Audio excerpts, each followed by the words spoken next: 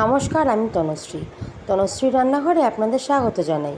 আজকে চটজলদি একটা ব্রেকফাস্ট আপনাদের সঙ্গে শেয়ার করছি। প্রথমেই 4টে ডিম নিয়ে নেব, দিয়ে দেবো স্বাদ মতন লবণ। বেসিক কিছু সবজি কেটে নেব, যেমন পেঁয়াজ, ক্যাপসিকাম, কাঁচা লঙ্কা, টমেটো। নিয়ে নেব ধনেপাতা কুচি, আর নেব সুইটকর্ন সেদ্ধ করে। আমার চ্যানেলে যারা নতুন বন্ধু, অনুরোধ রইল চ্যানেলটাকে অবশ্যই সাবস্ক্রাইব করবেন আর পাশে থাকা বেল আইকনটা প্রেস করে দেবেন। আজকের আমার রেসিপি আপনাদের ভালো লাগলে অবশ্যই একটা লাইক করবেন। আজকের এই টিফিন বাচ্চা হোক বা বড়, সকলেরই মন কাড়বে। কথা বলতে বলতে সমস্ত সবজি আমার কাটা হয়ে গেছে। এবার ডিমের মধ্যে সমস্ত সবজি অ্যাড করে দেবো।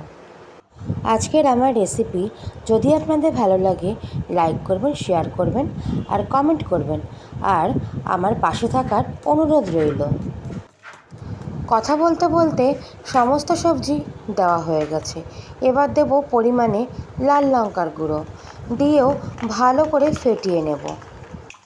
গ্যাসে একটা ফ্রাই প্যান নিয়ে নিয়েছি, তাতে সামান্য পরিমাণ ঘি দিয়ে দেব। আপনারা চাইলে বাটার বা সাদা তেল দিয়েও করতে পারেন। এবার একটা স্লাইস করা পাউরুটি মাঝখানটা চৌকো করে কেটে নিয়েছি। আর একটু ঘি পাউরুটির মাঝখানে দিয়ে নেব। এবার দিয়ে দেব ডিমের মিশ্রণটার ওপরে একটা স্লাইস করা চিজ দিয়ে নেব। মাঝখানের কেটে রাখা টুকরো পাউরুটিটা ওপর দিয়ে চাপা দিয়ে দেব। নিচের পিঠটা খানিকক্ষণ হতে সময় দেব, তারপর উল্টে দেব। আজকের রেসিপি আমার তৈরি হয়ে গেছে। এবার পরিবেশন করে দেওয়ার পালা।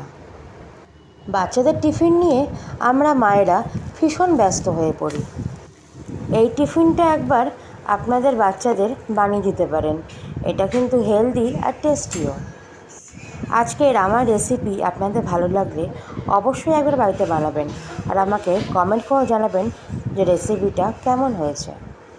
আপনারা ভালো থাকবেন আর সুস্থ থাকবেন। অন্য কোনো রেসিপি নিয়ে আপনাদের সামনে আবার হাজির হব। টাটা বন্ধুরা।